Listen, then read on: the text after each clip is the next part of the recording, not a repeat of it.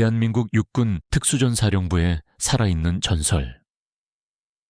귀신 잡는 중령으로 불리는 이진우. 그의 이름 앞에는 언제나 화려한 수식어가 따라붙었다. 하지만 지금 그의 손에 들린 것은 최첨단 소총이 아닌 낡은 망치 한 자루였다. 쿵, 쿵, 쿵. 못이 낡은 나무, 울타리에 박히는 둔탁한 소리가 한적한 오후의 공기를 규칙적으로 갈랐다. 몇 년 만에 처음으로 얻은 휴가였다. 그는 총성과 화약 냄새 대신 흙냄새와 풀냄새, 그리고 수십 마리의 동물들이 뿜어내는 야릇한 채취가 뒤섞인 이곳. 서울 외곽에 위치한 여동생의 작은 유기 동물보호소에서 소중한 시간을 보내고 있었다. 보호소는 군에 각 잡힌 막사와는 모든 것이 달랐다. 여기저기 칠이 벗겨진 건물, 비뚤어진 울타리, 끊임없이 들려오는 개 짖는 소리, 모든 것이 어수선하고 부족해 보였지만 이상하게도 마음이 편안했다. 이곳은 그가 지켜야 할 전선이 아닌 잠시나마 모든 것을 내려놓고 숨을 쉴 수 있는 유일한 공간이었다. 오빠, 그렇게 하면 울타리 무너져. 망치질도 제대로 못하면서. 무슨 특전사야. 등 뒤에서 장난기 섞인 목소리가 들려왔다. 여동생 이수아였다. 그녀는 흑투성이 작업복 차림으로 손에는 김이 모락모락 나는 커피 2잔을 들고 있었다. 그녀의 얼굴은 고된 일상에 조금 지쳐 보였지만 동물을 바라보는 눈빛은 언제나 따뜻하고 다정했다. 이 세상에서 진우가 유일하게 마음의 빚을 지고 있는 사람이자 목숨을 걸고라도 지켜주고 싶은 존재였다. 소총 격발이랑 망치질은 쓰는 근육이 달라. 진우는 무뚝뚝하게 대꾸하며 이마에 땀을 훔쳤다. 수아는 그의 옆에 쪼그리고 앉아 커피 한 잔을 건넸다. 그래도 휴가까지 와서 이게 뭐야. 좀 쉬라니까.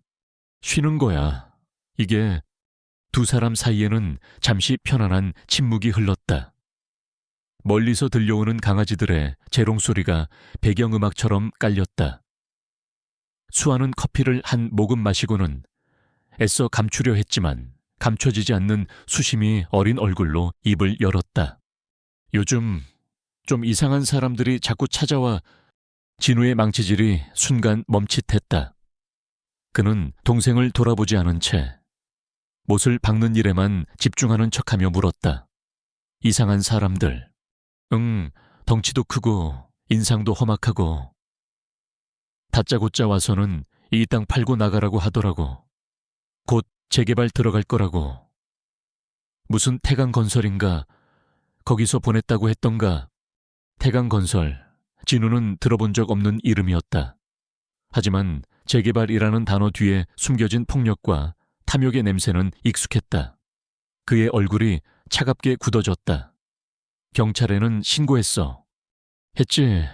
근데 뭐 와서 보고는 가는데 사유지 문제라 자기들이 직접 개입하기는 어렵다고만 하고. 오빠한테는 걱정 끼치기 싫어서 말 안 하려고 했는데 그때였다. 보호소 입구 쪽에서 요란한 엔진 소리가 들리더니 주변 풍경과 전혀 어울리지 않는 검은색 고급 세단 한 대가 거칠게 멈춰 섰다.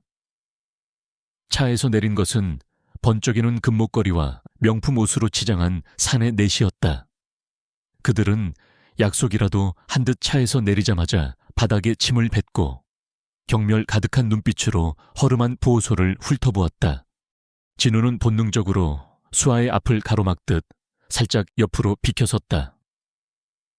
그의 손은 여전히 망치를 쥐고 있었지만 온몸의 신경은 날카롭게 곤두서 있었다.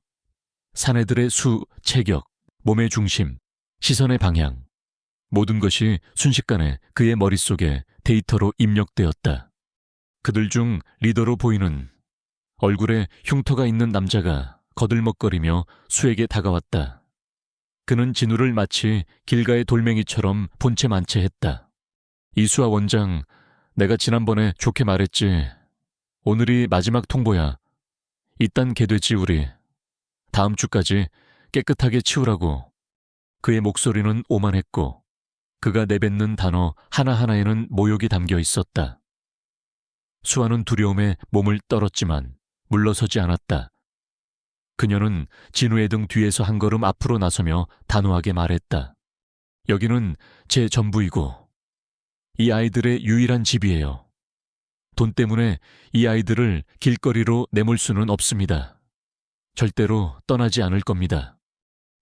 이 계집애가 아직도 상황 파악이 안 되나 보네.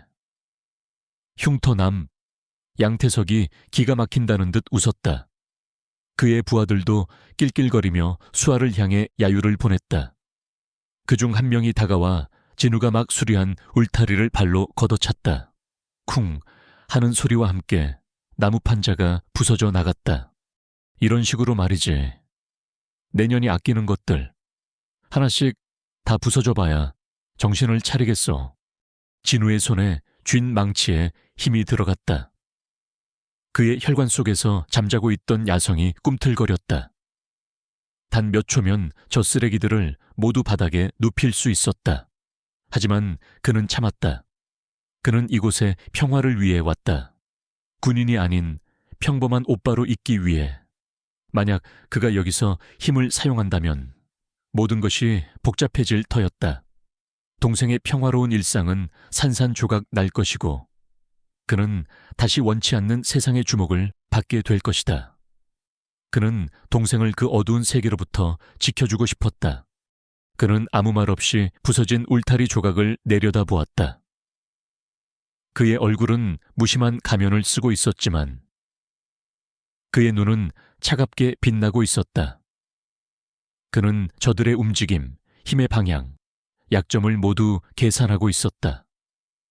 공격을 시작하기 전 먹잇감을 완벽하게 분석하는 최상위 포식자처럼 양태석은 진우의 침묵을 굴복으로 받아들인 듯 더욱 의기양양해졌다. 그는 수아의 턱을 향해 손을 뻗었다. 마지막 기회야. 내 손에 험한 꼴 보기 싫으면. 바로 그 순간이었다. 그 손 치우지. 진우의 목소리는 낮고 조용했지만 그 안에 담긴 무게는 주변의 공기를 얼어붙게 만들기에 충분했다. 양태석의 손이 허공에서 멈칫했다. 그는 그제야 진우를 제대로 쳐다보았다. 평범한 옷차림, 무표정한 얼굴. 하지만 그 눈빛 마치 깊이를 알 수 없는 심연처럼 차갑고 고요한 눈빛에 그는 순간적으로 말문이 막혔다. 뭐야, 이 새끼는 양태석이 당황스러움을 감추기 위해 더 큰 소리를 쳤다. 네가 이 계집애 오빠라도 되냐? 일용직 노가다꾼 같은 게 어디서 끼어들어. 그는 진우의 어깨를 강하게 밀쳤다. 자신의 위세를 과시하고 상대를 시험하려는 길거리 양아치들의 전형적인 수법이었다. 하지만 진우는 조금도 밀려나지 않았다. 그는 산처럼 그 자리에 버티고 서 있었다. 그는 손에 들고 있던 망치를 천천히 바닥에 내려놓았다. 그리고 처음으로 양태석의 눈을 똑바로 마주했다. 좋게 말할 때 돌아가는 게 좋을 거다. 그의 눈빛에서 양태석은 자신이 지금까지 상대해왔던 그 어떤 인간에게서도 느껴보지 못했던 서늘한 살기를 느꼈다. 그것은 단순한 분노나 객기가 아니었다. 수많은 죽음의 경계를 넘어본 자만이 가질 수 있는 절대적인 자신감에서 비롯된 순도 높은 위압감이었다. 보호소의 평화로운 오후는 산산조각 났다. 울타리 너머 겁에 질린 개들이 일제히 짖기 시작했다. 피할 수 없는 폭풍의 전조였다. 강지훈의 눈은 양태석의 눈과 허공에서 부딪혔다. 그 짧은 순간 시간은 늘어지고 공기는 압축되는 듯했다. 지훈의 눈은 폭풍 전야의 바다처럼 고요했지만 그 깊은 곳에서는 걷잡을 수 없는 파도가 일고 있었다. 그는 싸우고 싶지 않았다. 이 평화를 깨고 싶지 않았다. 하지만 그의 등 뒤에는 세상에서 유일하게 그가 지켜야 할 존재, 여동생 이수아가 떨고 있었다. 양태석은 지훈의 침묵을 자신에 대한 두려움으로 착각했다. 그는 자신의 권위가 도전받았다고 느꼈고 그것을 짓밟아줘야 직성이 풀리는 부류의 인간이었다. 그는 코웃음을 치며 지훈을 지나쳐 수에게 한 걸음 더 다가섰다. 어이, 거기 노가다. 네가 뭘 믿고 깝치는지 모르겠는데 세상 무서운 줄 알아야지. 내가 누군지 알아. 이 동네에선 내가 법이야. 경찰, 검찰, 그딴 놈들 다 우리 형님들 주머니에서 나오는 돈 받아먹고 사는 놈들이야. 그는 자신의 힘과 인맥을 과시하며 주변을 둘러보았다. 그의 부하들은 기다렸다는 듯이 어깨를 으쓱하며 거들먹거렸다. 양태석의 시선이 다시 지훈에게 향했다. 그의 눈에는 경멸과 함께 군인이라는 존재 자체에 대한 뿌리 깊은 증오가 서려 있었다. 요즘 군바리들 아주 빠져가지고 쯧쯧. 내가 왕년에 군대에서 얼마나 뺀질거렸는지 알아. 고참이고 나발이고 눈 한번 잘못 돌리면 그냥 병신 만들어 버렸다고. 어차피 너 같은 놈들한테 군대는 그냥 시간 낭비야. 그는 지훈의 반응 없는 태도에 더욱 기고만장해져 목소리를 높였다. 군대 그딴 건 나한테 안 통해. 그 말을 내뱉으며 그는 자신의 힘을 증명이라도 하려는 듯 수아의 팔을 거칠게 잡아채려 했다. 연약한 여자를 제압함으로써 그곳에 있는 모든 이들, 특히 침묵하는 지훈의 길을 꺾어버릴 심산이었다. 바로 그 순간이었다. 지훈이 움직였다. 그것은 움직임이라기보다는 차라리 공간 이동에 가까웠다. 그의 몸은 한 줄기 검은 섬광처럼 양태석과 수아의 사이를 갈랐다. 모든 것이 1초 안에 일어났다. 그는 수아를 낚아채려던 양태석의 팔목을 손날로 가볍게 쳐냈다. 동시에 그의 다른 손은 양태석의 목덜미를 파고들어 경동맥을 정확히 압박했다. 그리고 몸의 중심을 낮추며 양태석의 다리 안쪽을 발로 걸었다. 이 모든 동작은 물 흐르듯 자연스럽고 소리 없이 치명적이었다.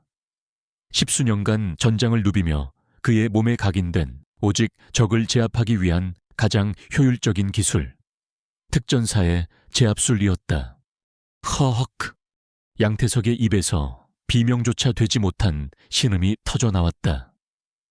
그의 거대한 몸은 균형을 잃고 그대로 바닥을 향해 곤두박질 쳤다. 하지만 그는 바닥에 부딪히지 못했다.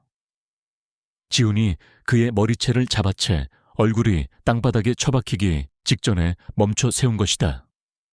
그리고 그대로 그의 팔을 등 뒤로 꺾어 올렸다. 우두둑하는 끔찍한 소리와 함께 양태석의 어깨 관절이 탈구되었다. 그의 얼굴은 고통과 경악으로 하얗게 질려버렸다. 조금 전까지 세상을 다 가진 듯 거들먹거리던 오만함은 온데간데 없이 순수한 공포만이 남아있었다. 그의 부하들은 눈앞에서 벌어진 광경을 믿을 수 없다는 듯 그 자리에 얼어붙어 버렸다. 그들의 리더, 그들의 힘의 상징이었던 양태석이 눈 깜짝할 사이에 정체불명의 남자에게 완벽하게 제압당한 것이다. 두 번째 1초가 흘렀다. 지훈은 고통으로 몸부림치는 양태석의 귓게 얼음장처럼 차가운 목소리를 속삭였다. 무릎 꿇어. 그것은 제안이나 요구가 아니었다. 인간의 이성적인 판단을 거치지 않고 척수를 통해 본능적인 공포를 자극하는 절대적인 지배자의 명령이었다. 그 목소리에는 수많은 적들을 침묵시키고 부하들을 죽음의 공포 속에서도 전진하게 만들었던 특수전사령부 중령 이진우의 모든 위험이 담겨 있었다. 세 번째 1초. 양태석의 두 다리가 힘없이 풀렸다. 그는 저항할 생각조차 하지 못했다. 그의 야수 같은 본능이 경고하고 있었다. 이 남자 앞에서 저항하는 것은 곧 죽음이라고. 그는 질질 끌려가듯 지훈의 발 앞에 무릎을 꿇었다. 그의 이마에서는 식은땀이 비 오듯 흘러내렸고 온몸은 사시나무처럼 떨리고 있었다. 3초, 단 3초 만에 한 조직의 중간 보스가 완전히 무너져 내렸다. 지우는 무릎 꿇은 양태석을 차갑게 내려다보았다. 내 놈이 말한 군대가 어떤 곳인지 이제부터 뼈저리게 느끼게 해주마. 그의 목소리는 조용했지만 그 안에 담긴 위협은 그 어떤 고함보다 무서웠다. 다시는 내 동생과 이곳에 얼씬거리지 마라. 한 번만 더 내 눈에 띄는 날이 내 놈 제삿날이 될 테니까. 지우는 꺾었던 그의 팔을 거칠게 놓아주었다. 양태석은 바닥에 쓰러져 고통스러운 신음을 흘렸다. 얼어붙어 있던 그의 부하들이 그제야 정신을 차리고 황급히 달려와 그를 부축했다. 그들은 지훈의 눈을 마주치지 못하고 마치 도깨비라도 본 것처럼 겁에 질려 허둥지둥 자신들의 채 올라탔다. 그들이 떠나는 모습은 폐잔병처럼 비참하기 짝이 없었다. 순식간에 보호소에는 다시 정적이 찾아왔다. 하지만 이전의 평화로운 정적이 아니었다. 지훈과 수아, 두 사람 사이에는 어색하고 무거운 침묵이 감돌았다. 수아는 멍하니 오빠를 바라보고 있었다. 조금 전까지 망치질을 하던 다정하고 무뚝뚝한 오빠의 모습은 온데간데 없었다. 그녀의 앞에는 압도적인 힘으로 상대를 제압하고 얼음 같은 눈빛으로 죽음을 경고하는 전혀 모르는 남자가 서 있었다. 그녀는 두려웠다. 오빠가 두려운 것이 아니었다. 오빠가 가진 그 정체 모를 힘과 그가 짊어지고 있을 어둠의 무게가 두려웠다. 위협이 사라지자 지훈의 몸에서 팽팽했던 긴장감이 눈에 띄게 빠져나갔다. 전장의 지휘관은 사라지고 다시 피곤하고 과묵한 남자의 모습으로 돌아왔다. 그는 수아를 돌아보며 걱정과 미안함이 뒤섞인 눈빛으로 물었다. 수아야, 괜찮아. 그의 목소리는 다시 평소의 부드러움을 되찾았지만 수에게는 그마저도 낯설게 들렸다. 그녀는 차마 입을 열지 못하고 그저 고개를 끄덕일 뿐이었다. 그녀의 시선은 지훈의 단단한 팔뚝과 어느새 주먹을 쥔 손등에 선명하게 드러난 푸른 힘줄에 머물러 있었다. 지훈은 바닥에 떨어져 있던 망치를 주워들었다.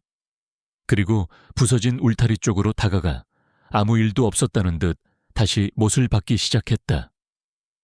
쿵, 쿵.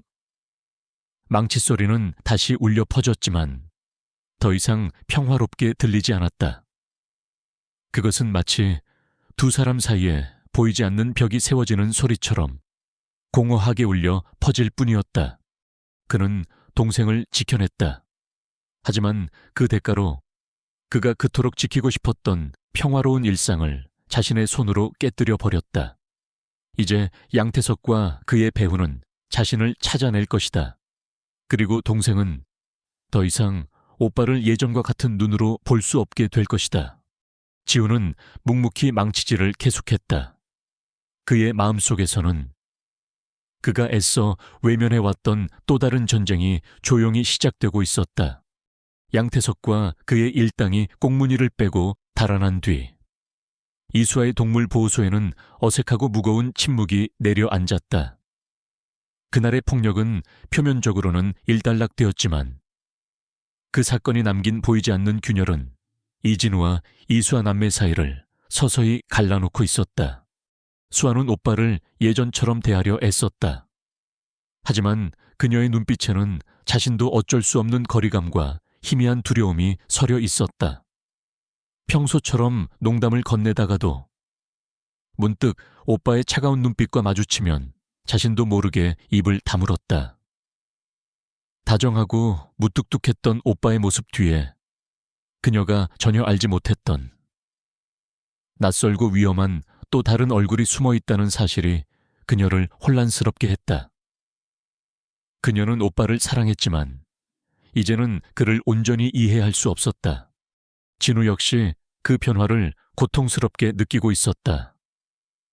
동생의 눈빛의 어린 거리감은 수천 번의 훈련보다 그 어떤 적의 총구보다 그의 마음을 아프게 찔렀다. 그는 모든 것을 설명하고 싶었다. 내가 왜 그렇게 행동할 수밖에 없었는지, 내가 어떤 세상을 살아왔는지. 하지만 동시에 두려웠다. 진실을 말하는 순간 동생을 자신이 그토록 벗어나려 했던 어둡고 위험한 세계로 끌어들이게 될까봐. 그래서 그는 침묵을 선택했다. 그 침묵은 남매 사이에 투명한 벽이 되어갔다. 하지만 그는 이 사건을 그냥 묻어둘 수 없었다. 양태석은 증상일 뿐, 병의 근원은 따로 있었다. 그 뿌리를 뽑지 않는 한 언제든 제2, 제3의 양태석이 나타나 동생을 위협할 것이었다. 밤이 깊어지고 수아가 지친 몸을 이끌고 잠자리에 들면 그때부터 진우의 진짜 전쟁이 시작되었다. 그는 보호소 한쪽 구석, 낡은 창고를 자신만의 작전실로 삼았다. 그가 군에서 사용하던 것과 동일한 모델의 암호화된 군용 노트북 화면에 복잡한 데이터와 위성 사진, 기업 정보들이 쉴 새 없이 떠올랐다. 그는 태강 건설이 아닌 양태석이 무심코 내뱉었던 재개발이라는 단서에서부터 추적을 시작했다. 그는 국토부의 도시개발계획 데이터베이스에 접속해 보호소가 위치한 지역의 토지 소유권 변동 내역과 개발 허가 신청 기록들을 샅샅이 훑었다. 결과는 예상대로였다. 지난 1년간 보호소를 중심으로 한 방영 2km 이내의 거의 모든 부지가 천무건설이라는 회사가 내세운 여러 개의 유령 회사를 통해 공격적으로 매입되고 있었다. 수아의 보호소는 거대한 퍼즐의 마지막 한 조각처럼 덩그러니 남아있었다. 천무건설. 표면적으로는 최근 몇 년간 급성장한 유망한 중견 건설사였다. 하지만 지운이 더 깊이 파고들자 그 화려한 성장 뒤에 감춰진 추악한 민낯이 드러나기 시작했다. 그들은 재개발 지역의 원주민들을 쫓아내기 위해 용역 깡패를 동원하는 것을 서슴지 않았고 그 과정에서 수많은 폭력과 협박이 자행되었다는 기록들이 있었다. 양태석의 흑곰파는 천무건설이 고용한 수많은 사냥개 중 하나에 불과했다. 지우는 천무건설의 대표 주상현이라는 인물에 대해 조사했다. 그의 경력과 자금 흐름을 추적하던 지훈의 손가락이 순간 멈칫했다. 천무건설이 몇 년 전 수주했던 군부대 시설 공사 내역, 그중 한 곳의 이름이 그의 뇌리에 번개처럼 스쳤다. 강원도 인제 제7강습대대 막사 현대화 사업. 그 이름은 지훈에게 지울 수 없는 트라우마였다. 그의 심장이 차갑게 식어내렸다. 순간 창고의 차가운 공기는 사라지고 그의 눈앞에는 5년 전 눈보라가 몰아치던 강원도의 깊은 산골짜기가 펼쳐졌다. 당시 대위였던 그는 최정예 팀을 이끌고 적 후방 침투 훈련의 마지막 단계를 수행 중이었다. 그의 곁에는 언제나 유쾌했던 통신병 김민준 하사와 민준이 제 몸처럼 아끼던 궁연 벡터가 있었다. 벡터는 벨지안 마리노이즈 종으로 특수부대 최고의 수색 및 추적 능력을 자랑하는 엘리트 군견이었다. 모든 것이 완벽해 보였던 훈련 마지막 날, 그들은 가상의 적 기지를 급습하던 중 예상치 못한 실제 북한 무장공비들과 조우했다. 훈련 상황이 순식간에 실전으로 바뀐 것이다. 치열한 교전이 벌어졌고 그 과정에서 그들은 함정에 빠져 고립되었다. 대위님, 통신장비 파기해야 합니다. 적에게 넘어가면 안 됩니다. 김민준 하사가 적의 총탄이 빗발치는 와중에도 필사적으로 통신장비를 파괴하려 했다. 바로 그때 적이 던진 수류탄 하나가 그들 앞으로 날아와 떨어졌다. 민준아, 피해. 지훈이 소리치며 그를 덮치려던 순간 민준은 오히려 지훈을 강하게 밀어냈다. 대위님은 살아서 돌아가셔야 합니다. 엄청난 폭음과 함께 민준의 몸이 지훈의 눈앞에서 산산조각 났다. 벡터는 주인의 죽음에 미친 듯이 울부짖으며 적에게 달려들었지만 이내 적의 총탄에 맞아 피를 쏟으며 눈 속으로 쓰러져 사라졌다. 지우는 살아남았다. 하지만 그의 영혼은 그날 그곳에 동료와 함께 묻혔다. 군은 김민준 하사의 죽음을 훈련 중 안전사고로 발표했다. 무장공비와의 교전, 사실은 남북관계를 고려하여 철저히 은폐되었다. 지우는 진실을 밝히려 했지만 국가안보라는 거대한 벽 앞에서 좌절해야 했다. 그는 동료를 지키지 못했다는 죄책감과 진실을 외면하는 군에 대한 환멸을 안고 결국 군복을 벗었다. 후, 지우는 거친 숨을 몰아쉬며 과거의 악몽에서 빠져나왔다. 그의 손은 자신도 모르게 부들부들 떨리고 있었다. 단순한 우연일까 하필이면 그 비극이 있었던 부대의 공사를 맡았던 천무건설이 지금 동생의 보호소를 위협하고 있다. 지우는 이것이 단순한 우연이 아니라고 직감했다. 그의 싸움은 이제 동생을 지키는 것을 넘어 5년 전 죽어간 동료의 진실을 밝히는 싸움이 되어가고 있었다. 다음 날 지우는 여전히 서먹한 분위기 속에서 묵묵히 동생을 도왔다. 수아는 무거운 사료 포대를 옮기려 낑낑대고 있었다. 그 모습은 과거의 무거운 진실 앞에서 힘겨워하는 자신의 모습과 겹쳐 보였다. 그는 말없이 다가가 그녀의 손에서 사료 포대를 빼앗아 들었다. 그의 손등이 그녀의 손과 살짝 스쳤다. 수아는 놀란 듯 그를 바라보았다. 내가 할게. 지훈이 무심한 척 말했다. 그리고 잠시 망설이다가 한마디 덧붙였다. 혼자 끙끙 앓지 마. 뭐가 됐든 그의 목소리는 여전히 무뚝뚝했지만 그 안에는 깊은 걱정과 미안함이 담겨 있었다. 수아는 오빠의 지친 눈빛을 보았다. 그녀는 오빠가 어떤 과거를 가졌는지, 지금 무엇과 싸우고 있는지 알 수 없었다. 하지만 그녀는 그의 깊은 고통을 느낄 수 있었다. 수아는 대답 대신 아주 작게 고개를 끄덕였다. 남매 사이에 얼어붙어 있던 벽에 아주 작은 균열이 생기는 순간이었다. 지우는 사료 포대를 옮기면서 마음속으로 결심을 굳혔다. 그는 반드시 이 싸움에서 이겨야 했다. 동생의 평화로운 일상을 지키기 위해, 그리고 죽은 동료의 영혼을 위로하기 위해 그는 이제 더 이상 혼자가 아니었다. 그에게는 지켜야 할 것들이 있었다. 그것이 그가 다시 전사가 되어야 하는 이유였다. 그날 이후 양태석의 보고는 천무건설의 심장부, 주상현 회장의 펜트하우스 집무실에 무거운 정적을 가져왔다. 서울의 야경이 통유리창 너머로 화려하게 펼쳐져 있었지만 집무실 안의 공기는 얼음장처럼 차가웠다. 주상현 회장은 부하의 보고를 들으며 와인잔을 천천히 돌리고 있었다. 그의 얼굴은 감정을 읽을 수 없는 포커페이스였지만 그의 눈빛 깊은 곳에서는 위험한 불꽃이 타오르고 있었다. 그러니까 후드티를 입은 남자 하나한테 내 부하들이 전부 나가떨어지고 중간 보스라는 놈은 3초 만에 무릎을 꿇었다. 이 말인가? 그의 목소리는 부드러웠지만 그 안에 담긴 냉기는 양태석을 포함한 부하들을 얼어붙게 만들었다. 죄송합니다. 회장님 그놈이 보통 놈이 아니었습니다. 움직임이 꼭 귀신 같았습니다. 양태석은 덜덜 떨며 변명했다. 주상현은 와인을 한 모금 마시고는 잔을 내려놓았다. 그는 단순한 조폭 두목이 아니었다.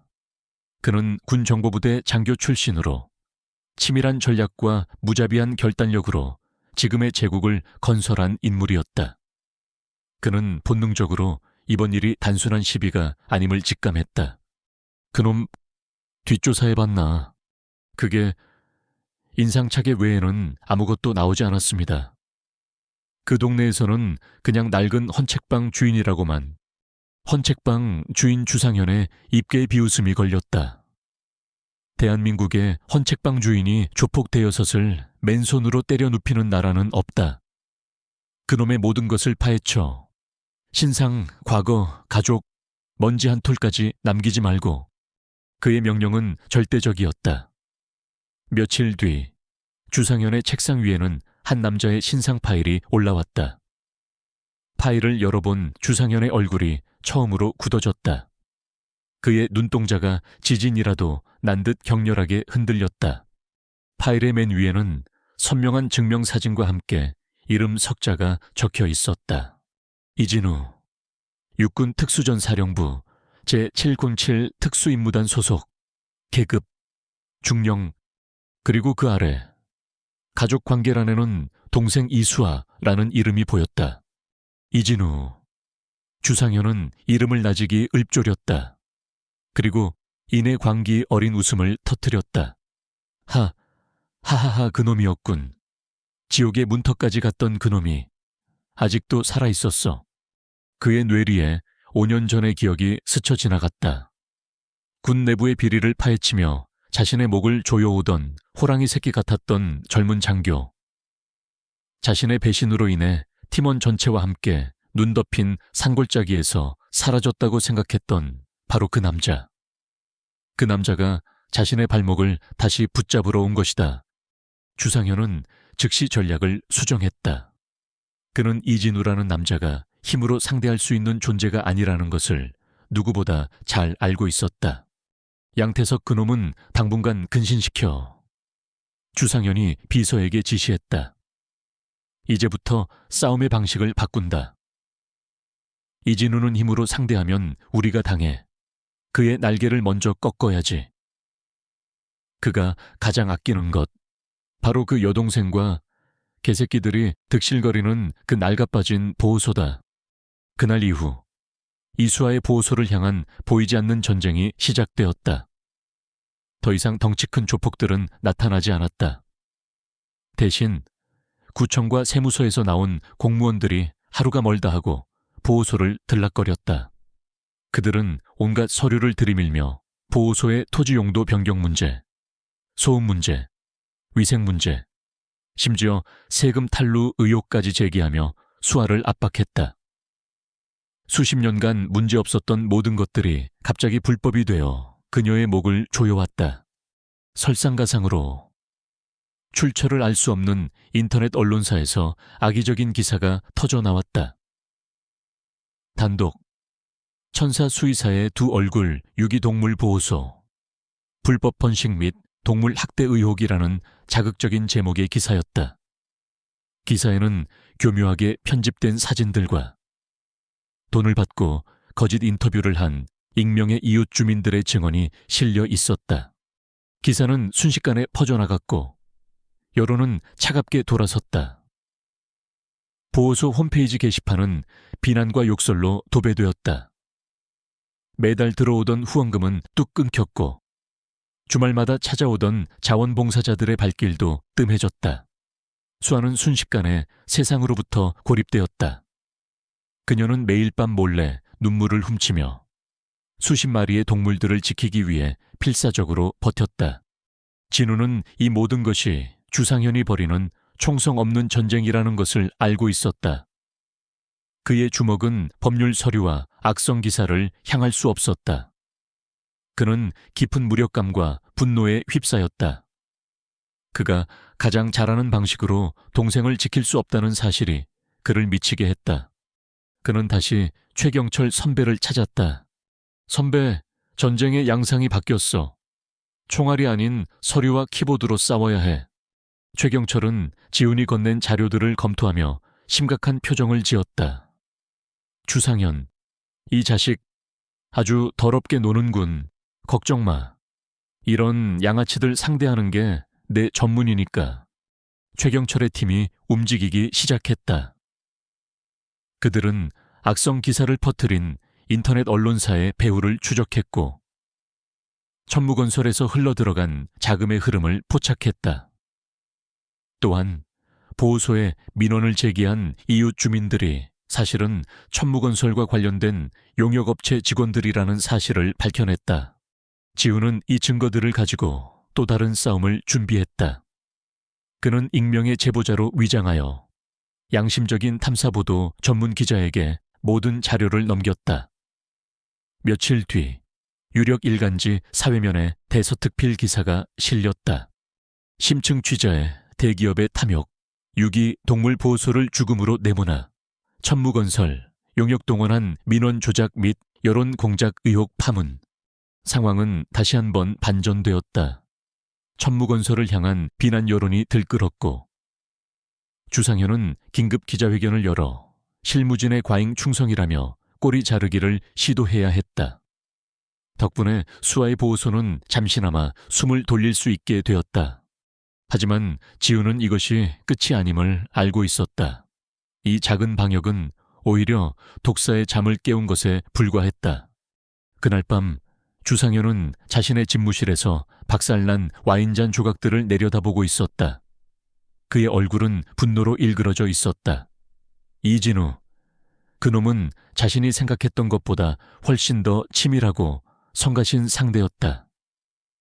힘으로도 머리로도 쉽게 꺾을 수 없는 존재. 주상현은 책상 위에 놓인 이수아의 사진을 집어들었다.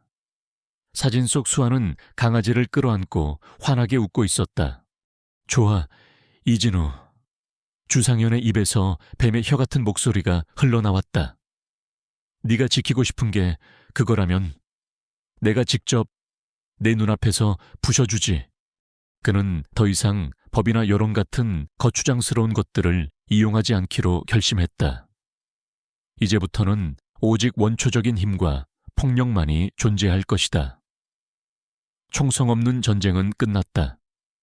이제 곧 피비린내, 나는 진짜 전쟁이 시작될 터였다. 그의 눈빛이 어둠 속에서 광기로 번뜩였다. 언론과 여론의 역풍을 맞은 주상현이 잠시 숨을 고르는 동안 이수아의 보호소에는 위태로운 평화가 찾아왔다. 하지만 이진우는 알고 있었다. 이것은 폭풍이 지나간 뒤의 맑음이 아니라 더 거대한 해일을 앞둔 썰물과 같다는 것을. 독사는 숨을 고른 뒤 더욱 맹렬하게 독을 뿜을 것이 분명했다. 그는 동생의 곁을 지키며 밤에는 보이지 않는 적의 동태를 파악하는 데 모든 신경을 쏟았다. 수아는 오빠의 존재만으로도 큰 위안을 얻었지만 동시에 그의 어깨를 짓누르는 무거운 짐의 무게를 어렴풋이 느끼고 있었다. 그러던 어느 날 오후 수아는 보호소 가장 구석진 곳의 격리실에서 한 늙은 개를 돌보고 있었다. 벨지안 마리노이즈 종의 그 개는 몇 년 전 인근 군부대 훈련장 근처에서 심각한 부상을 입은 채 발견되었다. 녀석은 몸 곳곳에 깊은 흉터가 있었고 한쪽 뒷다리를 살짝 절었다. 무엇보다 녀석은 사람을 극도로 경계했다. 수년간 여러 보호소를 전전했지만 사나운 성질과 마음의 상처 때문에 번번이 파양되거나 안락사 위기에 처했다. 수아는 그런 녀석을 거두어 그 끈질긴 생명력에 경의를 표하며 트라이엄프라는 이름을 붙여주었다. 진우는 수아를 돕기 위해 격리실로 들어섰다. 트라이엄프는 낯선 남자의 등장에 즉시 몸을 낮추고 경계심 가득한 으르렁거림을 토해냈다. 괜찮아, 트라이엄프, 우리 오빠야. 해치지 않아. 수아가 부드럽게 녀석을 달랬다. 진우는 그 개를 가만히 응시했다. 잿빛 털이 군데군데 벗겨지고 눈빛은 상처 입은 짐승처럼 거칠었지만 그 뼈대와 자세에는 어딘지 모르게 익숙한 기품이 서려 있었다. 하지만 그는 이내 고개를 저었다. 그가 기억하는 그 녀석은 대한민국 최정예 궁연, 완벽한 신체 능력과 빛나는 눈을 가진 전사였다. 눈앞에 늙고 병든 개와는 너무나도 달랐다. 그때였다. 보호소 외곽에서 낡은 트럭 한 대가 후진을 하다 실수로 펜스를 들이받는 소리가 쾅 하고 크게 울렸다. 보호소의 모든 개들이 일제히 짖기 시작했다. 하지만 트라이엄프의 반응은 달랐다. 녀석은 짖거나 두려워하는 대신 반사적으로 바닥에 배를 대고 완벽한 복귀 자세를 취했다. 몸은 미동도 없이 굳어 있었고 귀는 소리가 난 쪽을 향해 쫑긋 세워져 있었으며 눈은 전방의 위협을 탐색하고 있었다. 그것은 공포에 질린 개의 반응이 아니었다. 수많은 훈련을 통해 몸에 각인된 특수부대 궁연의 교과서적인 적 상황 발생 시 행동 강령이었다. 진우의 심장이 쿵 하고 내려앉았다. 그는 숨을 죽인 채 떨리는 발걸음으로 격리실 철창 앞으로 다가갔다. 그는 자신의 기억이, 자신의 희망이 틀렸기를 바라면서도 간절한 마음으로 입을 열었다. 그의 목소리는 아주 낮고 차분했지만 그 안에는 수년간 묻어두었던 그리움이 담겨 있었다. 벡터? 그는 군에서만 사용하는 특수한 주파수의 음역대로 녀석의 옛 이름을 불렀다. 복귀, 현 시간부로 작전 종료.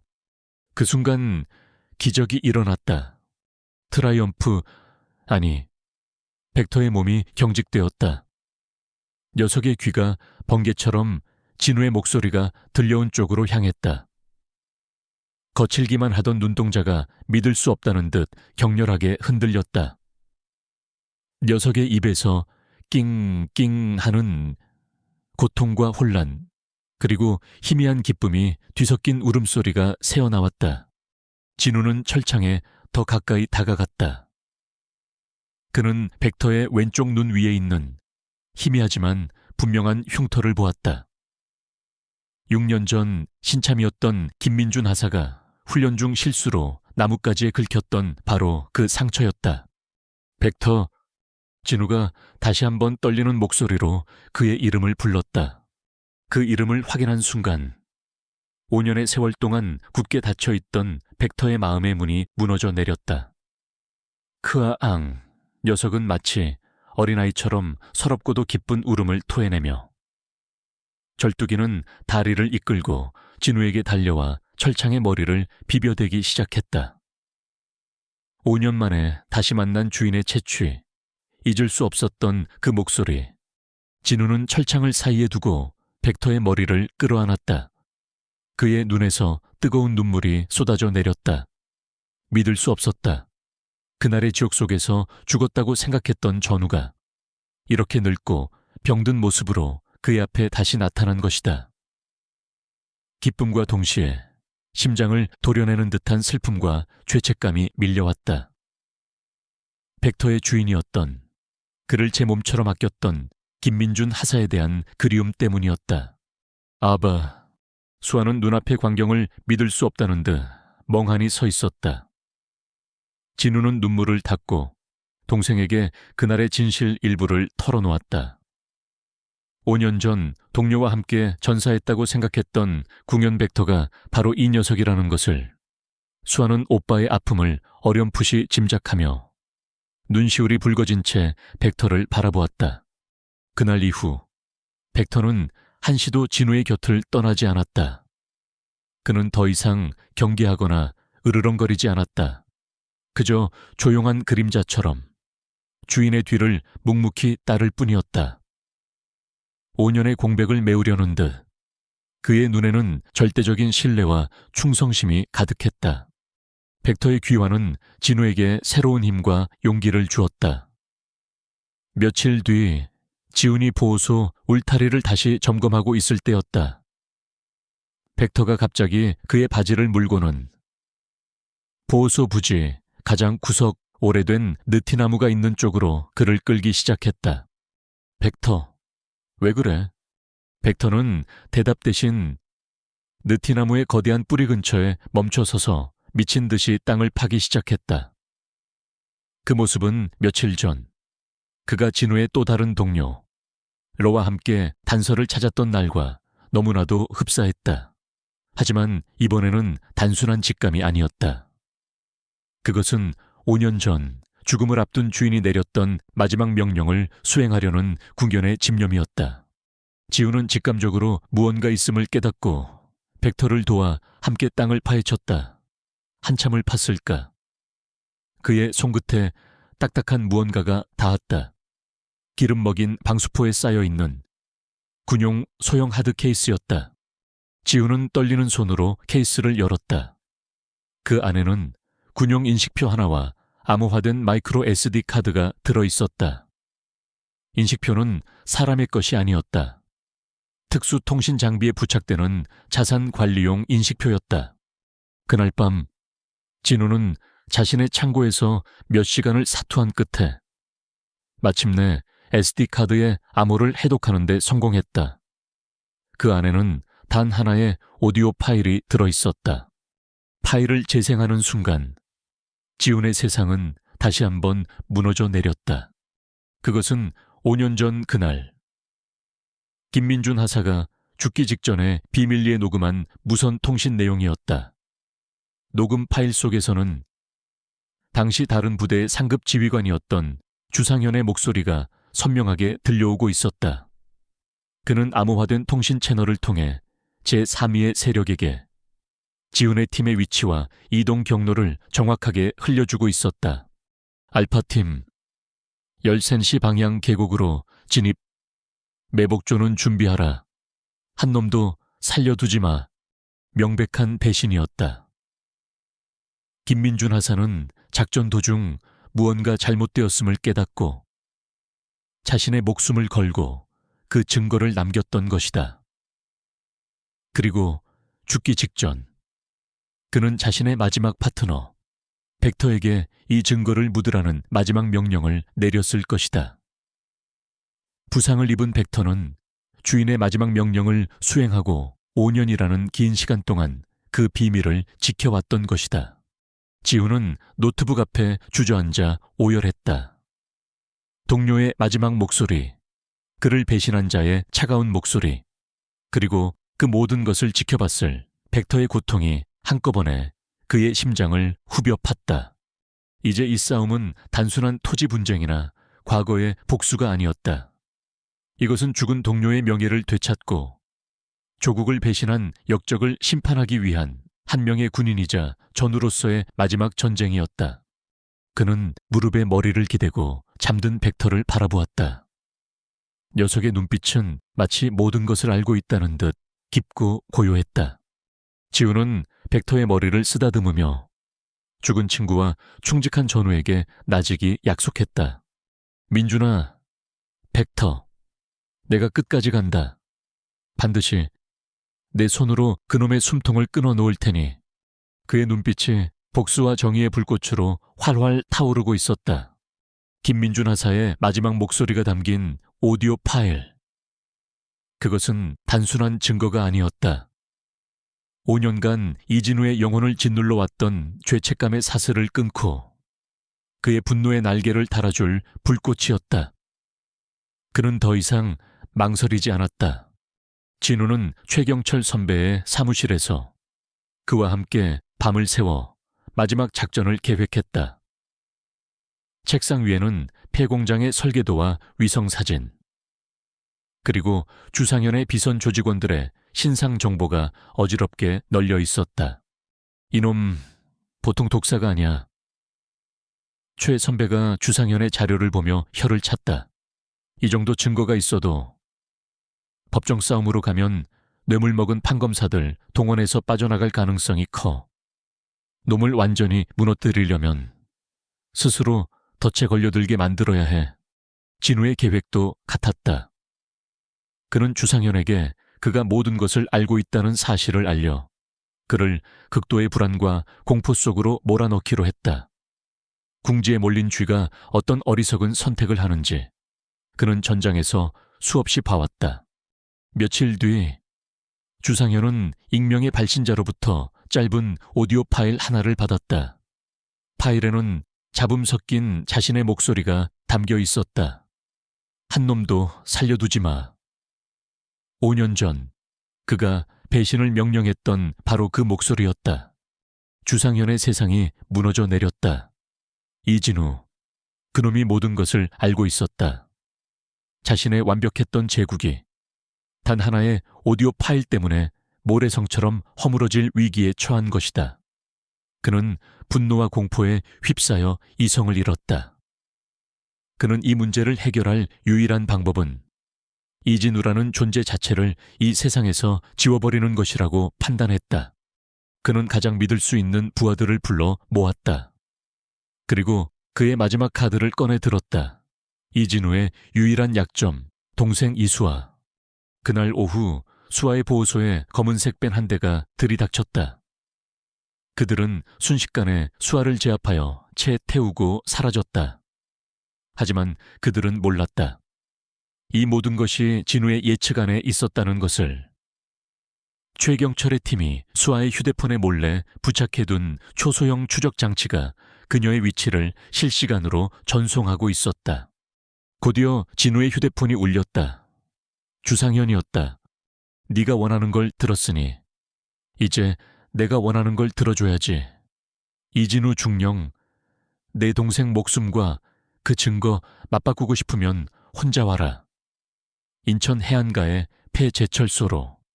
물론 벡터 그 충직한 개새끼도 떼어놓고 와야 할 거다. 경찰에 연락하는 순간 내 동생은 차가운 바닷물고기 밥이 될 테니. 알겠다. 진우는 짧게 대답하고 전화를 끊었다. 그의 눈빛은 빙산처럼 차갑고 그 아래에서는 거대한 분노가 들끓고 있었다. 진우는 혼자가 아니었다. 그의 연락을 받고 군복을 벗은 지 오래였지만 여전히 전사의 심장을 간직한 옛 707 부대원 몇몇이 약속된 장소로 모여들었다. 그들은 모두 김민준 하사와 함께 생사고락을 함께했던 전우들이었다. 그들의 눈에는 복수심과 함께 옛 전우의 명예를 되찾겠다는 굳은 결의가 서려 있었다. 그리고 그들의 중심에는 이제 더 이상 늙고 병든 개가 아닌 전사의 위용을 되찾은 벡터가 묵직하게 버티고 서 있었다. 밤의 인천폐 제철소는 거대한 강철 괴물처럼 어둠 속에 웅크리고 있었다. 비릿한 바닷바람과 녹슨 소의 냄새가 뒤섞여 새우산한 분위기를 자아냈다. 주상현은 공장 가장 높은 곳, 용광로의 불빛이 희미하게 비치는 곳에 수아를 인질로 잡고 진우를 기다리고 있었다. 그의 주변에는 수십 명의 부하들이 흉기를 든 채 진을 치고 있었다. 진우와 그의 팀은 어둠을 틈타 제철소 내부로 유령처럼 잠입했다. 그들은 말없이 수신호로 소통하며 각자의 위치로 흩어졌다. 이것은 싸움이 아니었다. 작전이었다. 벡터는 가장 선두에서 그의 초인적인 청각과 후각으로 보이지 않는 곳에 매복한 적들의 위치를 주인에게 알렸다. 진우는 벡터가 보내는 미세한 신호에 따라 팀원들에게 명령을 내렸다. 알파조, 3시 방향 컨테이너 뒤, 둘 제거, 브라보조, 5층 캐셔크, 위, 하나, 대기. 작전은 소리 없이 진행되었다. 진우의 팀원들은 어둠 속의 암살자처럼 적의 경계병들을 하나씩 소리 없이 제거해 나갔다. 비명 소리 대신 퍽하는 둔탁한 소리와 짧은 신음만이 간간히 어둠 속에 묻혔다. 마침내 진우는 주상현이 있는 용광로 앞에 도달했다. 왔구나. 이진우, 주상현이 수아의 목에 칼을 겨눈 채 그를 맞았다. 그의 얼굴은 광기로 일그러져 있었다. 내 놈 때문에 너 하나만 없었으면 내 인생은 완벽했어. 내 놈의 탐욕 때문에 내 동료가 죽었다. 진우의 목소리는 차갑게 울려 퍼졌다. 오늘 그 빚을 받으러 왔다. 주상현, 빚이라고 합해배자는 말이 없는 법이다. 너도 내 동료 놈도 결국엔 패배자일 뿐이야. 오늘 너를 여기서 죽이고 그 증거까지 없애버리면 모든 것이 끝난다. 주상현이 소리치는 순간 그의 등 뒤와 옆에서 최경철과 팀원들이 나타나 나머지 부하들을 제압하기 시작했다. 순식간에 전장은 아수라장으로 변했다. 진우는 그 틈을 놓치지 않고 주상현에게 달려들었다. 두 남자의 마지막 싸움이 시작되었다. 주상현 역시 정보부대 장교 출신답게 만만한 상대가 아니었다. 그의 공격은 교활하고 잔인했다. 하지만 절박함과 분노에 찬 그의 움직임은 오직 복수라는 단 하나의 목표를 위해 모든 감정을 지운 진우의 상대가 되지 못했다. 치열한 격투 끝에 진우는 주상현을 몰아붙였다. 패배를 직감한 주상현은 마지막 발악을 했다. 그는 수아를 자신 앞으로 끌어당겨 방패로 삼으며 품속에서 숨겨둔 권총을 꺼내 진우의 심장을 겨눴다. 움직이지 마. 움직이는 순간 내 동생과 함께 저 세상으로 보내주마. 진우는 그 자리에 멈춰 설 수밖에 없었다. 바로 그때였다. 진우의 눈빛이 번뜩였다. 벡터 물어. 그의 포효와 같은 명령에 그동안 수아의 곁을 지키며 기회를 엿보던 벡터가 땅을 박차고 튀어 올랐다. 녀석의 움직임은 검은 번개와도 같았다. 벡터는 공중에서 몸을 날려 주상현이 총을 쥔 팔을 정확하게 물어뜯었다. 크아. 주상현의 손에서 총이 떨어져 나가고 끔찍한 비명과 함께 그의 팔에서 피가 뿜어져 나왔다. 진우는 그 찰나의 순간을 놓치지 않았다. 그는 앞으로 몸을 날려 주상현의 명치에 강력한 발차기를 날렸다. 주상현의 거대한 몸이 용광로의 뜨거운 열기 앞으로 맥없이 날아가 처박혔다. 모든 것이 끝났다. 주상현과 그의 부하들은 모두 제압되었다. 진우는 떨고 있는 수아를 부축해 품에 안았다. 그는 피를 흘리면서도 꼬리를 흔들며 다가오는 벡터의 머리를 힘껏 쓰다듬어 주었다. 그의 충직한 전우는 5년의 세월을 뛰어넘어 마지막 임무를 완벽하게 완수했다. 팀원들이 현장을 확보하고 최 선배는 어딘가로 전화를 걸었다. 잠시 후 제철소 밖에서 수많은 경찰차와 방송국 차량의 사이렌 소리가 요란하게 울려 퍼지기 시작했다. 진우는 주머니에서 피와 땀으로 얼룩진 마이크로 SD카드를 꺼내 들었다. 이 작은 칩 안에 한 남자의 추악한 욕망과 한 군인의 숭고한 희생, 그리고 5년 동안 묻혀있던 모든 진실이 담겨 있었다. 그의 개인적인 전투는 끝났다. 이제 이 모든 진실을 세상에 알리고 정의를 바로 세우기 위한 싸움이 시작될 것이었다. 그는 여동생과 늙은 전우를 지켜보며 다가오는 빛을 향해 굳건히 서 있었다. 인천폐 제철소에서의 하룻밤은 대한민국을 통째로 뒤흔든 거대한 태풍의 눈이 되었다.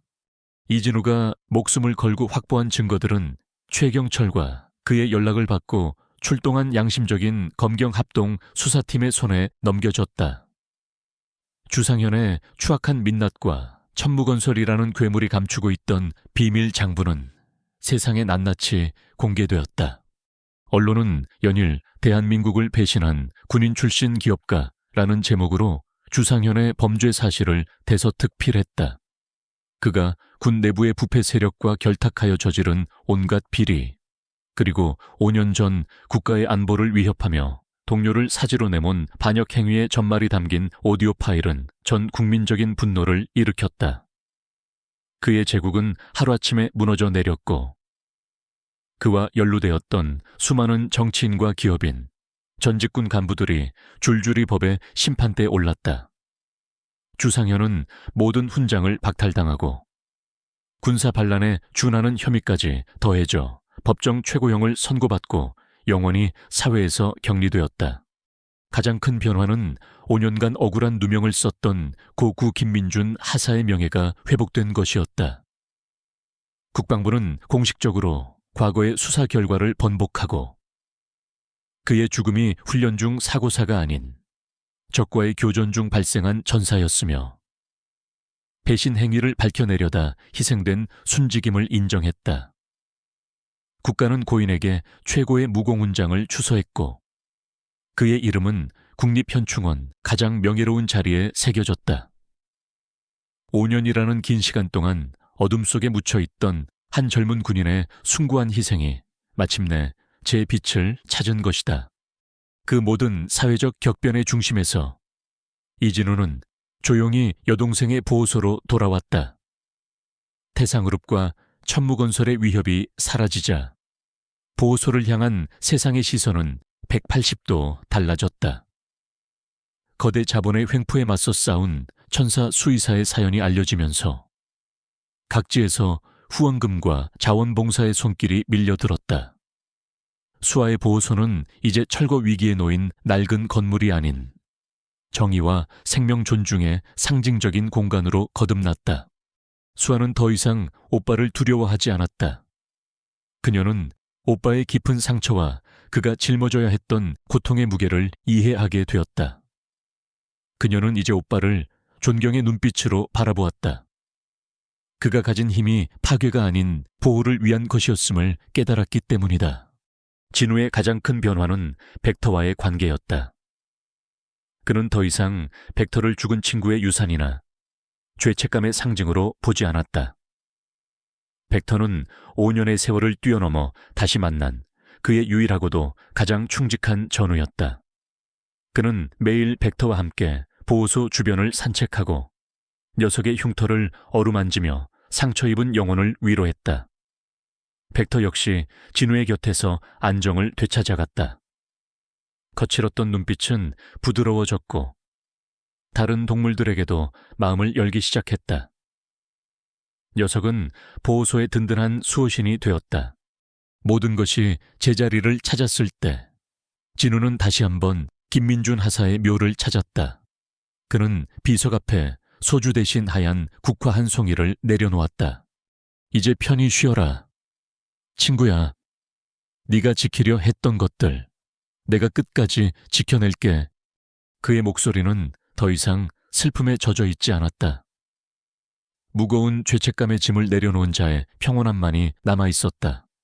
휴가가 끝나갈 무렵 진우는 자신의 미래에 대한 결정을 내려야 했다. 모든 것을 잊고 헌책방 주인으로 살아갈 것인가? 아니면 군복을 벗고 완전히 새로운 삶을 시작할 것인가? 그는 며칠 밤낮을 고민했다. 결정을 내린 날, 그는 수아와 함께 보호소 앞 평상에 나란히 앉아 저녁 노을을 바라보았다. 오빠, 이제 뭐 할 거야? 수아가 조심스럽게 물었다. 진우는 대답 대신 하늘을 물들이는 붉은 노을을 한참 동안 바라보았다. 그리고 마침내 입을 열었다. 돌아가야지. 부대로. 응. 진우가 고개를 끄덕였다. 도망치는 건 이제 끝났어. 나는 군인이야. 그게 내 운명이고 내가 있어야 할 자리야. 예전에는 그게 저주라고 생각했는데 이제는 아니야. 그는 수아를 돌아보며 부드럽게 미소 지었다. 내가 가진 힘이, 내가 선 자리가 너처럼 소중한 사람들을, 그리고 민준이 같은 동료들이 목숨 바쳐 지키려 했던 가치들을 지키기 위해 주어진 것이라는 걸 이제야 깨달았어. 더 이상 도망치지 않을 거야. 정면으로 맞서 싸우면서 내가 할 수 있는 방식으로 세상을 지켜나갈 거야. 수아는 오빠의 눈에서 더 이상 과거의 고통이나 분노를 찾아볼 수 없었다. 그 자리에는 한 명의 군인으로서의 굳건한 신념과 한 인간으로서의 따뜻한 책임감이 자리 잡고 있었다. 그녀는 환하게 웃으며 오빠의 손을 잡았다. 응원할게. 오빠, 오빠는 세상에서 가장 멋진 군인이야. 며칠 뒤 이른 아침 수아의 보호소 앞으로 검은색 군용 지휘 차량 한 대가 소리 없이 멈춰 섰다. 차에서 내린 사람은 이진우였다. 그는 더 이상 낡은 후드티 차림이 아니었다. 각 잡힌 특전사 중령 정복을 입은 그의 모습은 그 어떤 배우보다 위엄있고 늠름했다. 그의 가슴에는 새로 수여된 충무무 공훈장이 아침 햇살을 받아 반짝이고 있었다. 그는 새로운 임무를 받아 해외로 떠나기 전 마지막 인사를 하기 위해 찾아온 것이었다. 수아와 이제는 완전히 건강을 되찾아 윤기 나는 털을 자랑하는 벡터가 그를 마중했다. 진우는 허리를 숙여 동생을 힘껏 안아주었다. 몸 조심하고 있어. 무슨 일 있으면 바로 연락하고. 오빠야말로 다치지 마. 절대로. 그는 동생의 어깨를 두드려 주고는 벡터의 앞에 한쪽 무릎을 꿇었다. 기다려. 벡터, 꼭 다시 돌아올게. 약속이다. 벡터는 대답 대신 주인의 얼굴을 핥으며 짧게 꼬리를 흔들었다. 그 눈빛에는 절대적인 신뢰와 함께 무운을 비는 마음이 담겨 있었다. 이진우는 자리에서 일어나 동생과 자신의 충직한 전우를 향해 군더더기 없는 완벽한 거수경례를 붙였다. 그리고 미련 없이 돌아서서 차에 올랐다. 차량이 서서히 멀어져 가는 모습을 수아와 벡터는 그 자리에 서서 오랫동안 바라보았다. 그들의 얼굴에는 슬픔 대신 자랑스러움과 희망이 가득했다. 길고 길었던 폭풍이 지나간 자리에 마침내 찬란한 평화에 아침이 밝아오고 있었다. 한 명의 군인은 자신이 싸워야 할 이유와 돌아와야 할 집을 찾았다. 그리고 그가 지키는 세상 속에서 새로운 이야기가 다시 시작될 것이었다.